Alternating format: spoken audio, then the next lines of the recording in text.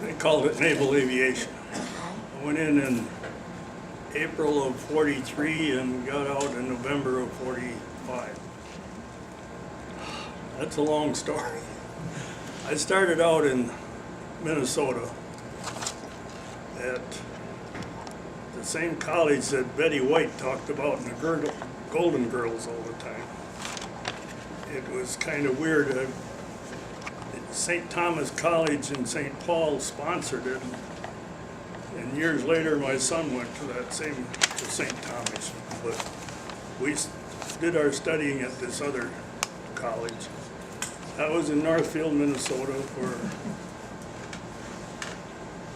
it was noted because Jesse James robbed a bank there. Went to Corpus Christi, Texas, and I was sent out to Kings Hill, which is where that King's Ranch is.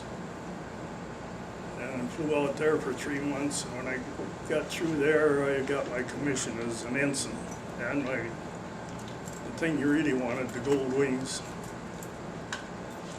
Then I was stationed in Daytona Beach for 3 months flying Hellcats. And I guess the thing that you thought about there was, and all the other planes were two-place planes. You could always have somebody with you. When you got in a Hellcat, you were alone. And the first time you went down the runway, it dawned on you there was nobody to help you back. While I was at Daytona Beach, I qualified for carrier landings and takeoffs. To qualify, you had to have 10 landings and 10 takeoffs. So I qualified once there. And then from Astoria, we flew up into Puget Sound and qualified the second time there. All our training was complete, but by that time the Japanese didn't have any good pilots left and they didn't need us. And there's one myth I'd like to correct.